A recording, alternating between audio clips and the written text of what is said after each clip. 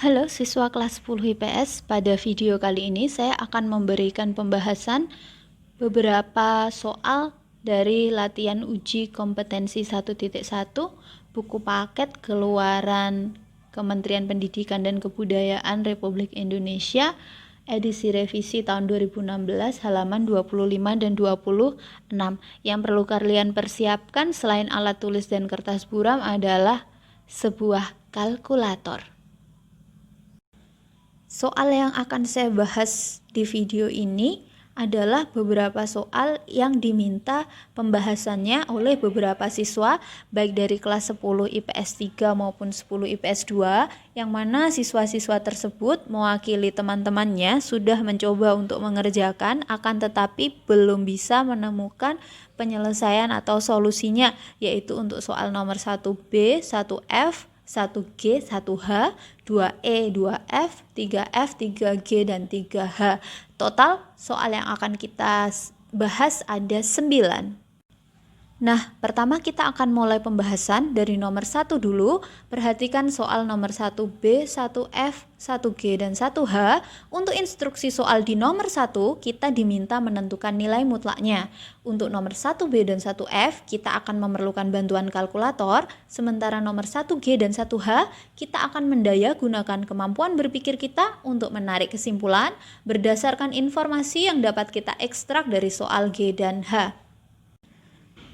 Sekarang perhatikan untuk soal 1B, kita akan mulai pembahasan dari soal 1B. Di 1B kita diminta untuk menentukan nilai mutlak dari 2 akar 3 minus 3.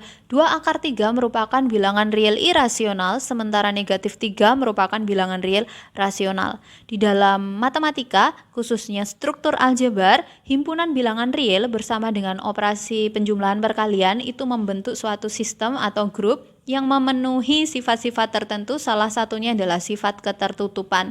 Artinya, jika kita mengambil dua sebarang bilangan real, kemudian kita operasikan dengan penjumlahan, misalnya seperti pada kasus 1B, kita juga akan memperoleh hasil penjumlahannya merupakan bilangan real. Jadi di sini 2 akar 3 minus 3 nanti akan menghasilkan suatu bilangan real, tapi kita tidak tahu apakah dia positif atau negatif. Yang jelas hasilnya nanti kita harus menentukan nilai mutlaknya. Jadi kalau kita mau lebih real, lebih konkret, kita bisa menggunakan kalkulator untuk menghitung 2 akar 3 minus 3 itu hasilnya berapa.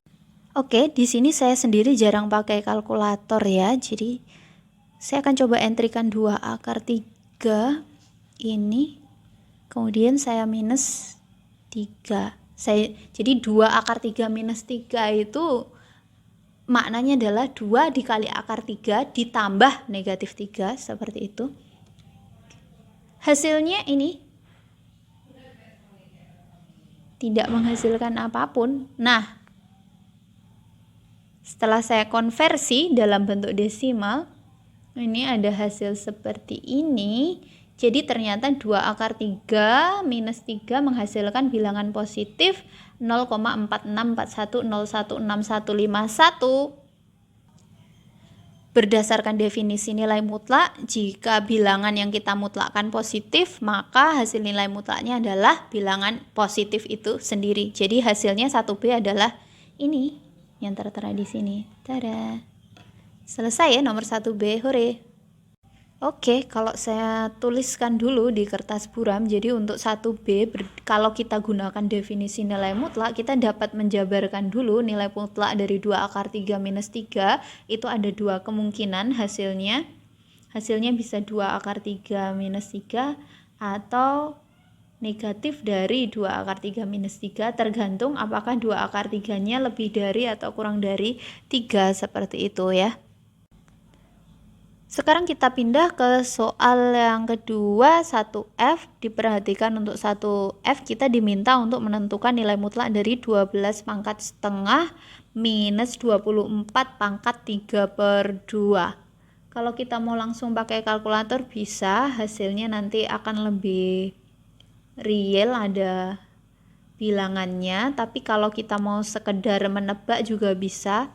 Kita bisa jabarkan seperti nomor 1B seperti ini. Nah, kalau soal nomor 1F saya jabarkan menggunakan definisi nilai mutlak, nanti hasilnya ada dua kemungkinan. Bisa yang atas, bisa yang bawah. Jadi hasil nilai mutlaknya bisa ini atau bisa yang ini. Kita tidak perlu sampai keluar bilangannya berapa, ngitung dulu 12 pangkat setengah berapa, 24 pangkat 3/2 berapa. Pakai kalkulator itu tidak perlu, tidak apa-apa sebenarnya. Tapi supaya lebih real nanti kita kalkulator, tapi di sini kita bisa berpikir dulu ya. Kita lihat dulu untuk basisnya bilangan berpangkatnya ada 12, yang satunya 24. Dari sini saja sudah terlihat 12 itu lebih kecil daripada 24. Sekarang kita lihat pangkatnya. 12-nya pangkatnya setengah, 24-nya pangkatnya 3/2. Setengah kurang dari 3/2. Berarti dari sini kita sudah bisa menarik kesimpulan bahwa sudah pasti, sudah jelas 12 pangkat setengah itu kurang dari 24 pangkat 3/2. Jadi apabila dioperasikan hasilnya nanti adalah bilangan negatif, berarti nilai mutlaknya nanti akan pakai yang ini, yang kedua di sini. Ini hasilnya berarti sama aja nanti 24 pangkat 3/2 dikurangi 12 pangkat setengah. Sekarang kita akan coba ke kalkulatornya. Oke, saya coba kalkulator. Di sini 24 pangkat setengah itu bisa pakai 0,5, tapi saya biarkan aja tetap gini. Yang kedua 12 pangkatnya nanti 1/2. Oke. Ini ketemu. Jadi hasilnya kelihatan ya. Nah, ini hasilnya adalah 1,43487787. Ini hasil mutlaknya untuk nomor 1F. Selesai. Oke, sekarang kita bisa beralih ke nomor 1G. Di 1G kita diminta untuk menentukan nilai mutlak dari bentuk aljabar 3n pangkat 2n-1. N-nya merupakan bilangan asli. Pertama kita harus tahu dulu bilangan asli itu siapa saja. Bilangan asli merupakan bilangan bulat yang positif. Paling kecil bilangan asli adalah 1, disusul 2, 3, 4, 5, dan seterusnya 999, 1000, 1001, dan seterusnya. Berdasarkan informasi ini, kita akan menarik kesimpulan 3n itu bilangan positif atau bilangan negatif ataukah bilangan 0.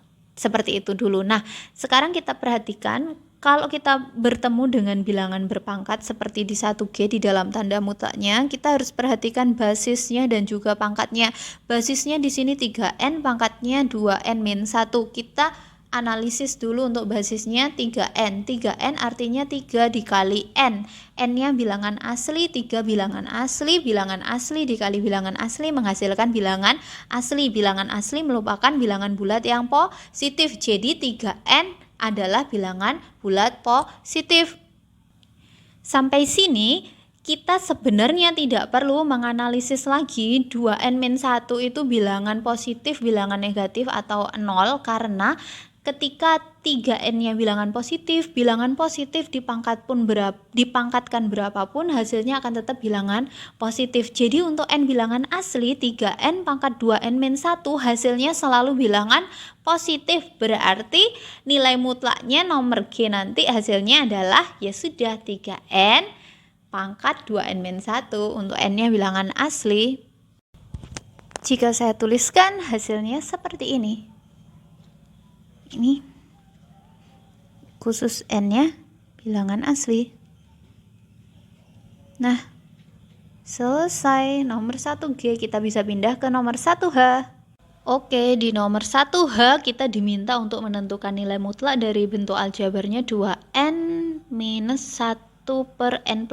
N-nya bilangan asli lagi. Jika saya menggunakan definisi nilai mutlak, maka ada dua kemungkinan yang bisa terjadi untuk nilai mutlak dari 2n-1/n+1. Ini atau ini. Salah satu ya, yang ini atau ini nanti hasilnya. Untuk itu kita akan perlu dulu menyelesaikan pertidaksamaannya. Ini. 2n-1/n+1 itu kapan? Kapan dia lebih dari atau sama dengan 0? Ketika n-nya siapa? Oke, saya mulai dari sini. Jadi 2n minus 1/n plus 1 itu lebih dari atau sama dengan 0. Kita mau cari kapan terjadinya ini untuk n siapa saja. Di sini n merupakan bilangan asli. N merupakan bilangan asli, berarti bulat positif ditambah 1 bilangan bulat positif, hasilnya positif. Jadi kalau ruas kiri 2n-nya saya kalikan n plus 1, tidak ada masalah untuk tanda pertidaksamaannya, akan tetap seperti ini. Pertanyaan pertama adalah, apakah mungkin 2n dikali n plus 1 akan menghasilkan sama dengan bilangan 1? Adakah bilangan n asli yang bisa menjadikan 2n dikali n plus 1 sama dengan 1? Tidak ada. Tidak ada n bilangan asli yang bisa menyebabkan 2n dikali n plus 1 sama dengan 1. Artinya 2n dikurangi 1/n plus 1 tidak mungkin menghasilkan bilangan 0. Jadi dia nilai mutlaknya tidak mungkin bernilai 0. Kemungkinannya tinggal dia bernilai negatif atau bernilai positif. Sekarang perhatikan 2n dikali n plus 1, mengabaikan tanda lebih dari sama dengan satunya. Cukup perhatikan ruas kiri 2n dikali n plus 1. Kita ambil sebarang bilangan n asli, n plus 1 itu juga menghasilkan bilangan asli yang lebih dari 1. Kemudian 2 kali n asli, 2 kali n juga akan menghasilkan bilangan asli lebih dari 1 berapapun n-nya. Jadi 2n lebih dari 1, n plus 1 lebih dari 1, 2n dikali n plus 1 akan lebih dari 1. Jadi untuk semua n anggota bilangan asli, 2n dikali n plus 1 selalu lebih dari 1. Dengan kata lain, 2n dikali n plus 1 merupakan bilangan positif. Jadi nilai mutlak dari suatu bilangan positif adalah bilangan positif itu sendiri. Berarti jawaban untuk 1H. Nah, untuk 1H seperti ini hasilnya. Kita sudah menyelesaikan untuk soal-soal di nomor 1. Kita bisa pindah ke nomor 2 setelah ini.